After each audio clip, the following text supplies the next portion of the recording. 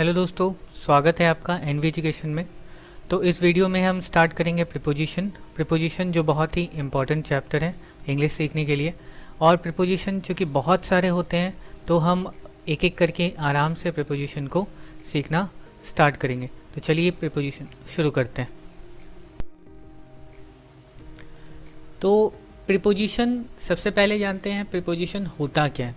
तो प्रीपोजिशन एक ऐसा शब्द जो कि किसी नाउन या प्रोनाउन के पहले आकर के उसका संबंध वाक्य के अन्य शब्दों के साथ बताता है कि कोई भी नाउन या प्रोनाउन सेंटेंस के साथ किस तरह से जुड़ा हुआ है। यहाँ पे एक एग्जांपल देख लेते हैं तो और ज़्यादा क्लियर हो जाएगा। जैसे पहला सेंटेंस यहाँ लिखा हुआ है, there is a box under the table. तो यहाँ पे क्या है, एक बॉक्स है और बॉक्स कहाँ है, टेबल के नीचे है। टेबल के नीचे बॉक्स रखा हुआ है। तो यहाँ पे बॉक्स और टेबल के बीच में संबंध बताने वाला ये जो शब्द है अंडर, ये क्या है, एक प्रीपोजिशन है। तो इस शब्द ने क्या किया, इस अंडर ने क्या किया, बताया कि बॉक्स का संबंध टेबल के साथ किस तरह से, कि बॉक्स कहाँ है, टेबल के नीचे है। दूसरा सेंटेंस देखते हैं, there is a table in the corner of the room. तो यहाँ पे देखिए दो प्रीपोजिशन इन और ऑफ है। अब ये किस तरह से कि टेबल जो है, टेबल कहाँ पे है, कॉर्नर में है। टेबल कहाँ है, कॉर्नर में है। तो इन जो है वो क्या बता रहा है, टेबल का संबंध कॉर्नर के साथ बता रहा है। अब ये कॉर्नर कहाँ का कॉर्नर, तो रूम का कॉर्नर। तो रूम के कॉर्नर में एक टेबल रखा हुआ है। तो ये ऑफ जो है वो किसका संबंध बता रहा है, रूम से कॉर्नर का। कि कॉर्नर के बारे में जब हम बात कर रहे हैं तो किसके कॉर्नर की बात कर रहे हैं, रूम के कॉर्नर की बात कर रहे हैं। और रूम के कॉर्नर में क्या है, तो टेबल है। टेबल कहाँ है, रूम के कॉर्नर में है। ठीक, तो ये इन और यहाँ पे ऑफ, ये क्या बता रहा है, सेंटेंस में इनके साथ जुड़े हुए नाउन का संबंध इस सेंटेंस के शब्दों के साथ बता रहा है। तो चलिए अब आगे देखते हैं। तो प्रीपोजिशन जो है, जैसा कि मैंने पहले बताया, प्रीपोजिशन नाउन या प्रोनाउन के पहले इस्तेमाल होता है। अच्छा, अगर हम इस वर्ड को दो पार्ट में बांट दें, जैसे एक प्री और एक पोजीशन। प्री यानी पहले, प्री मतलब पहले, और पोजीशन यानी स्थान, यानी पहले का स्थान। किसके पहले, तो नाउन या फिर प्रोनाउन के पहले का स्थान प्रीपोजिशन लेता है। तो इससे क्या हो गया कि प्रीपोजिशन कहाँ पे होगा, हमेशा नाउन और प्रोनाउन के पहले होना चाहिए। लेकिन कहीं कहीं पे ऐसा नहीं होता। कहीं कहीं पर प्रीपोजिशन जो है वो अपने आसपास नाउन नहीं रखता, या अपने बाद जो है वो नाउन नहीं रखता। जैसे ये कुछ सेंटेंसेस है, जैसे यहाँ पे देखिए, who was he talking to, this is the person whom I gave some money to, this is the house I live in. यहाँ पे क्या है, देख रहे हैं तीन प्रीपोजिशन, ये तीनों प्रीपोजिशन ये कहाँ है, एकदम लास्ट में है, और इन्होंने अपने बाद कोई भी नाउन नहीं लिया है। तो ये अकेले आज़ाद यहाँ पे घूम रहे हैं। ठीक, इस कंडीशन में भी सेंटेंसेस जो है वो सही होते हैं। तो चलिए हम आगे देखते हैं। अब हम देखेंगे प्रीपोजिशन के कुछ क्लासिफिकेशन, कुछ एग्जाम्पल्स के साथ हम समझेंगे आगे प्रीपोजिशन को। तो चलिए आगे बढ़ते हैं। तो क्लासिफिकेशन ऑफ प्रीपोजिशन, हमने कुछ क्लासिफिकेशंस किए हैं, जैसे preposition of direction, preposition of place, और इसी तरह के बहुत सारे आगे हैं। उन सब में हम अलग अलग वर्ड्स को स्टडी करेंगे। जैसे प्रीपोजिशन ऑफ डायरेक्शन, सबसे पहले प्रीपोजिशन ऑफ डायरेक्शन में हम इन वर्ड्स के बारे में जानेंगे कि ये सारे के सारे जो वर्ड हैं ये किस तरह से सेंटेंस में इस्तेमाल किए जा सकते हैं। जैसे to, towards, for, along, against, across, up, down, into, इन वर्ड्स के बारे में हम जानेंगे। और ये सब क्या है, प्रीपोजिशन ऑफ डायरेक्शन। हम इनको प्रीपोजिशन ऑफ डायरेक्शन की तरह देखेंगे कि किस तरह से इस्तेमाल होते हैं। ओके, तो स्टार्ट करते हैं आगे। सबसे पहले टू। तो टू को हम डायरेक्शन की तरह इस्तेमाल करते हैं, क्या करने के लिए, तो डेस्टिनेशन दिखाने के लिए, अपना लक्ष्य दिखाने के लिए कि हम यहाँ तक जा रहे हैं, यहाँ जा रहे हैं, यहाँ तक नहीं, यहाँ जा रहे हैं, या फिर कहीं किसी स्थान के बारे में बताते हुए कि हम वहाँ जा रहे हैं। जैसे यहाँ सेंटेंस लिखा हुआ है क्या, he is going to the station, he is going to the station. तो यहाँ पे डेस्टिनेशन क्या है कि स्टेशन जा रहे हैं, वो कहाँ जा रहा है, वो स्टेशन जा रहा है, तो going to the station. Okay, तो टू क्या बताता है, एक डेस्टिनेशन बताता है कि कहाँ पे हमें जाना है। ठीक, तो चलिए आगे देखते हैं। टूवर्ड्स, टूवर्ड्स का मतलब होता है कि इन द डायरेक्शन ऑफ, कि हम किस ओर जा रहे हैं। ठीक है, जाने का डायरेक्शन दिखाता है, जाने का डायरेक्शन ये शब्द बताता है। ये कभी भी डेस्टिनेशन नहीं बताता कि आप यहाँ जा रहे हैं तो हम वहाँ पे टूवर्ड्स का इस्तेमाल करें। जब भी आप टूवर्ड्स बोलते हैं इसका मतलब क्या है, आप उस ओर जा रहे हैं। जैसे अगर मैं बोलूँ कि I am going towards the east, यानी कि मैं बोलूँगा क्या, कि मैं पूरब की तरफ जा रहा हूँ, ना कि पूरब जा रहा हूँ। ओके, तो टूवर्ड्स और टू का इस्तेमाल इसी तरह से होता है। टू का इस्तेमाल हम कहाँ करते हैं, डेस्टिनेशन बताने के लिए। वहीं टूवर्ड्स का मतलब होता है कि हम उस दिशा की ओर बढ़ रहे हैं, उस तरफ जा रहे हैं। जैसे यहाँ पे लिखा हुआ है क्या, he is going towards the station, यानी कि वो स्टेशन की तरफ जा रहा है। ठीक है, स्टेशन के तरफ जा रहा है। और पिछला सेंटेंस क्या था, he is going to the station. To the station मतलब वो स्टेशन जा रहा है। उसका डेस्टिनेशन क्या है, उसका लक्ष्य क्या है, कि वो स्टेशन में ही जा कर के रुक जाएगा। लेकिन टूवर्ड्स क्या बताता है कि वो स्टेशन के तरफ जा रहा है। हो सकता है वो स्टेशन ना जाए, स्टेशन के आगे निकल जाए, या स्टेशन के सामने वाली कोई मिठाई की दुकान पे जा कर के रसगुल्ले खाए, कुछ भी हो सकता है।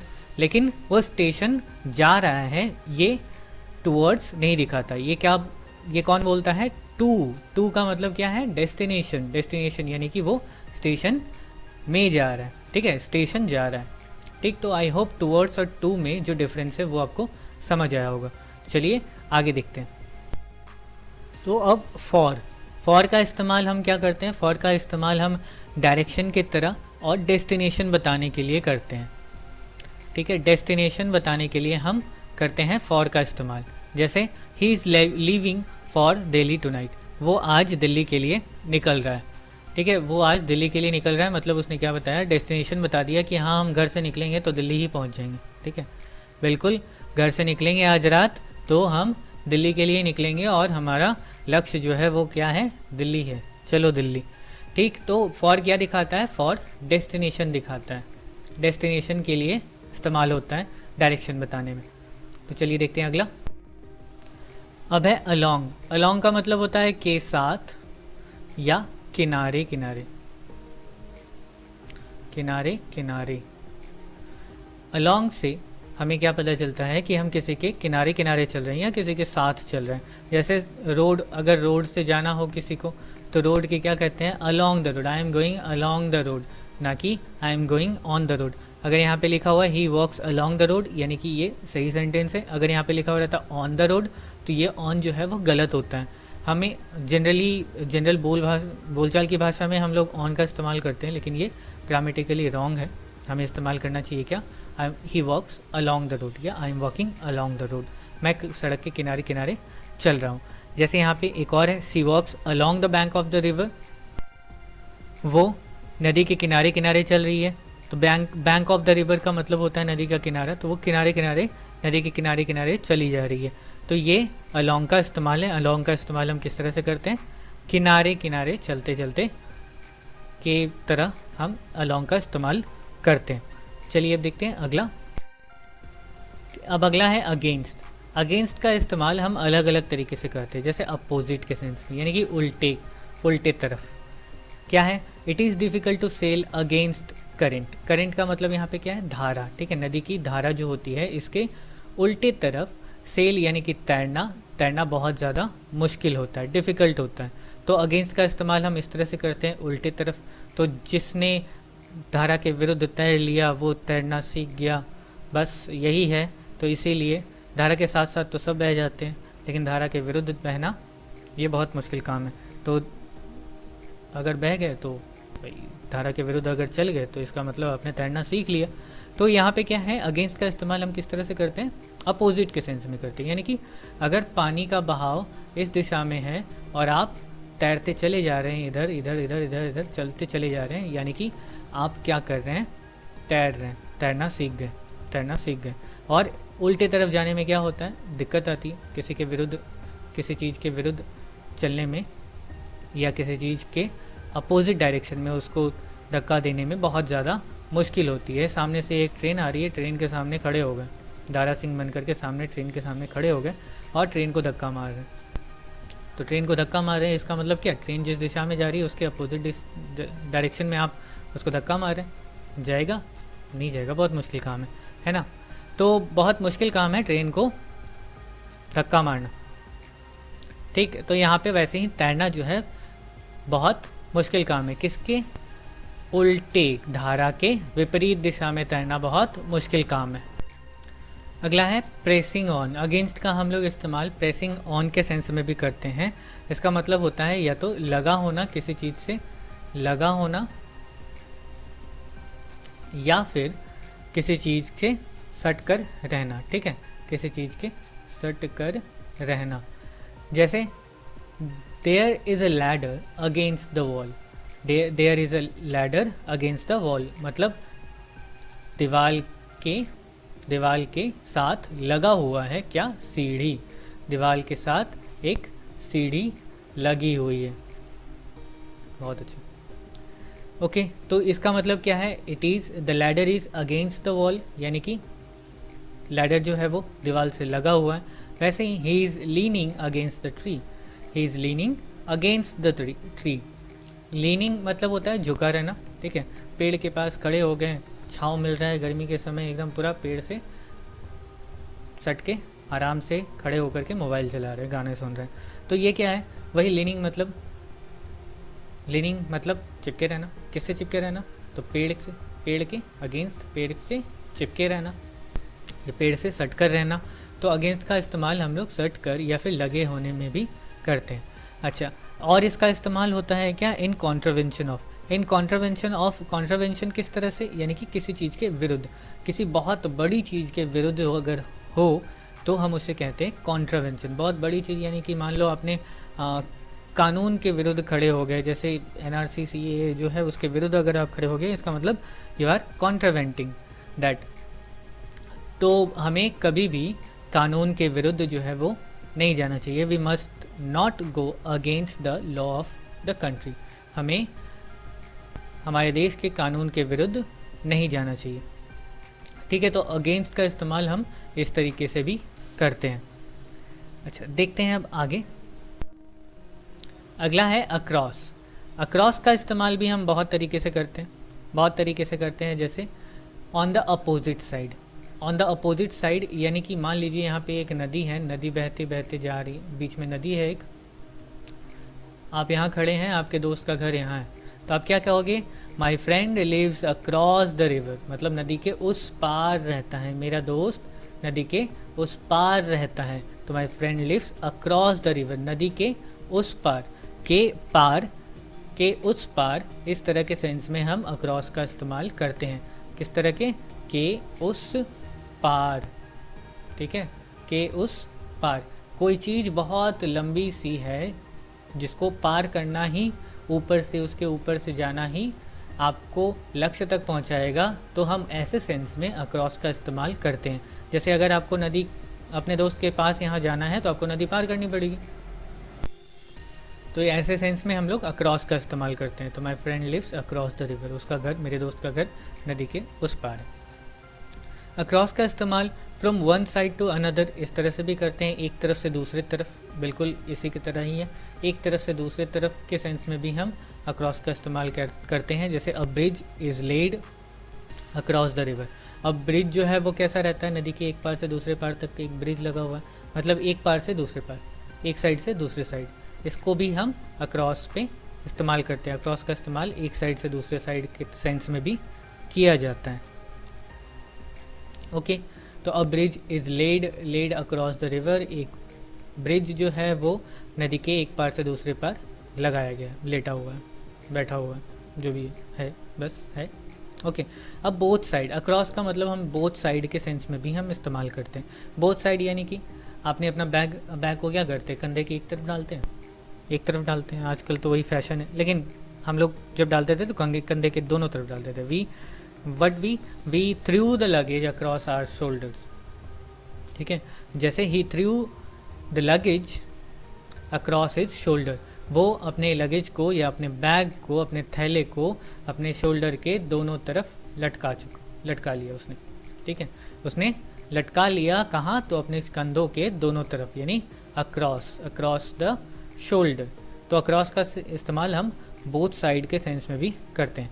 अच्छा, अक्रॉस का हम और भी तरीके से इस्तेमाल करते हैं, जैसे अक्रॉस एक वर्ड आता है कम अक्रॉस, ये आप फ्रेजल वर्ब में भी सीखोगे। कम अक्रॉस का मतलब होता है मुलाकात होना, ठीक है, मुलाकात होना, किसी से मुलाकात होना। ओके, कम अक्रॉस मुलाकात होना।